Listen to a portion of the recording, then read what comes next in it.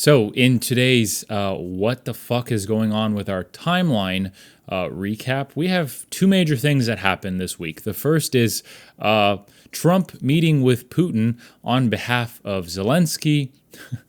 While Zelensky isn't there, we also have an update on the Washington, D.C. takeover by Donald Trump. So, let's dive right in. As always, my name is Derek.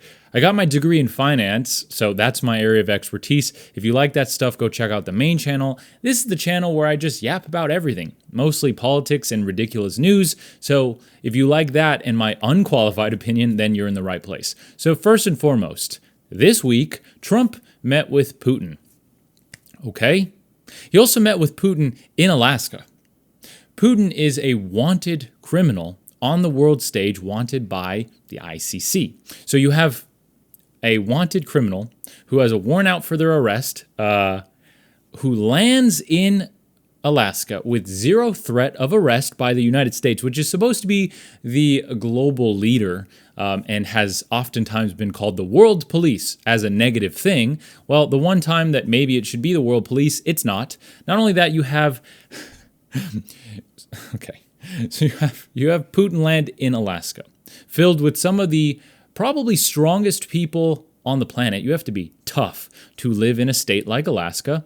And then you have Donald Trump literally roll out the red carpet for Putin's arrival to talk about peace in Ukraine. While the leader of Ukraine is not present, you have Putin basically show up, lay out everything that he wants, and then you have Trump basically get on board with his idea. Instead of standing up to the enemy, he had threatened sanctions just like a week before. It seems to be all show. He gets on board with the idea of how to have peace in Ukraine. And obviously what this entails is Russia basically taking the entire Donbass region, which is what they've always wanted, with zero in return for Ukraine. Trump basically agrees with this or sort of is on board with this. And then Putin just bounces. He straight up just fucking left. This whole this press conference, he didn't say anything. He just got his photo op with the president, and then he bounced. And then he bounced. All while Ukraine was not represented in this. So, look, whether you like Trump or not, this entire summit in Alaska moved the ball forward when it comes to peace in Ukraine, zero. And that's because Ukraine and Ukraine's people, they're never going to agree to this, which means nothing is going to change, which means that the fighting is going to continue. So instead of cozying up and cuddling with the enemy, maybe the United States should take a different stance, which is that, hey, one country is fighting for its sovereignty. On top of that, we can support that country while at the same time using up old munitions, while at the same time, and look, this is just strategic thinking. I understand that there is a loss of life involved, but if we're just looking at it like the politicians look at it, which is just strategic, they don't give a fuck about individual people. The fact of the matter is, this war is wearing down one of our major adversaries on the world stage while supporting a democratic country that is fighting for its sovereignty, who's not going to stop fighting anyway. So look, I think the fact of the matter is Trump said that he was going to end this war on day one. I hope none of you believe that, because the fact of the matter is, unless he is God himself, it is very difficult to just end wars, especially when you are not a participating party directly, right? You have Russia, who's not going to pull out of Ukraine, and then you have Ukraine, who is not going to stop fighting Russia. So this whole thing in Alaska seems like a fucking shit show and a bunch of charades that didn't accomplish anything and didn't move the ball closer, while also letting Putin into the country, landing in Alaska, rolling out the red carpet literally for him, and then he gets his photo op and bounces. So obviously there were protests in Alaska, a state that voted for Trump. Okay, so that's the update there. Nothing happened. It was a nothing burger. Okay, now let's move across the country to Washington, D.C., where, remember, last week Trump, I don't want to say forcefully because he's legally allowed to do this, but it was with force, as in he brought in the National Guard, the D.C.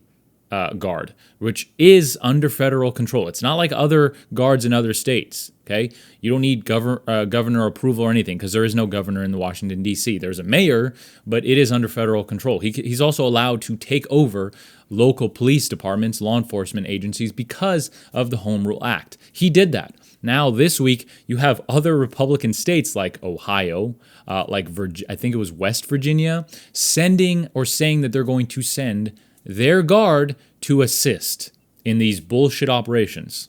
Because I really don't know what the point was. And I know if you're MAGA or you're on the right, side of the political spectrum, you're saying, well, D.C. needs to be cleaned up. Look, unless you live in fucking Washington, D.C., okay, unless you have been there and you've seen it, you can't just say that it needs to be cleaned up because Trump says that and because it's a narrative that's being followed. If you don't live in Washington, D.C., you should probably instead go by the statistics because data is actually the thing that matters. As someone who has a degree in finance, who loves statistics, who loves data, and who believes that really honestly, we would all be better off if we just fucking listened to the data and statistics. Unfortunately, there's a famous saying, right, which is 1 million people are just a statistic, one is a story. We as humans like stories. So unfortunately, we listen to anecdotal evidence and bullshit instead of statistics. But if we actually want to move forward as a society, we need to listen to the same thing that has built pretty much everything that we rely on. All our infrastructure, basically all our technology, all relies on statistics, data, math, and science. So let's fucking focus on that. But if you actually look at the data, Washington, D.C. is safer now than it has been in the last 30 years. The violent crime rate is at the lowest rate in 30 fucking years. And homelessness, those were the two main reasons, right? Fighting crime, cleaning up Washington, D.C., and fighting the homelessness problem, which already is disgusting to me. You're the president of the United States. A lot of these homeless people are Americans, and a lot of them are veterans. So instead of taking such a harsh tone on them, yes, I understand that there is substance abuse issues here. Yes, I understand that some of them don't want to get clean. They don't want to, better their lives. But some of them do. Some of them are there because of existential problems in their life that they did not have control over, or because they were shipped off to a war and fought and now have come home with all sorts of problems because of our government. So for the president to take such a harsh stance saying that he needs to clean up the city from homelessness, look, the point is homelessness is also down 20%. So if you go by the data, this whole Washington, D.C. takeover is just a bunch of bullshit. It's bullshit operations. And in my opinion, it's for one reason only. And it is to distract from the fucking Epstein files and their release. Trump said that he wanted to release grand jury testimony, even though he knew this was a couple weeks ago. He knew that a judge was not going to do that because grand jury testimony is under secrecy requirements and they can't just release it. Not only that, but they literally have the files. The White House has way more evidence sitting on their desks that they could release if they wanted to. They've been subpoenaed. The DOJ has been subpoenaed by Congress to do this. They were given 2 weeks to do it roughly 2 weeks ago, so we will see if that happens or if they're going to drag their fucking feet. But the point is, all these charades, in my opinion, are for two main reasons. The first one is fucking Epstein, the Epstein files, and not wanting to release them. Now, can I tell you why he doesn't want to release them? I don't know. Is it because he's on the Epstein files? Maybe, maybe not. Who knows? Or maybe it's somebody powerful that has control over him. I don't know. These are all speculation. Do your own due diligence. This is not meant to be a fact or a statement. This is just speculation. I don't see why else you wouldn't want to release those, right? Not to mention Pam Bondi literally told Trump in May that he was on the list. So that's the first reason. The second reason is just because Trump is Trump, and he is very, very good. Look, whether you like him or not, he's good at controlling media. He is very, very good at controlling the media. He is very good at staying in the media. He's very good at keeping his name in the media. And I truly believe, again, I don't know, this is speculation, but I truly believe he thinks all publicity is good publicity. It doesn't matter if it's bad or good, as long as your name remains in the media. And it's worked out really well for him, right? Now, let's go back to Biden's presidency. Who fucking knew what he was doing on a daily basis? Literally.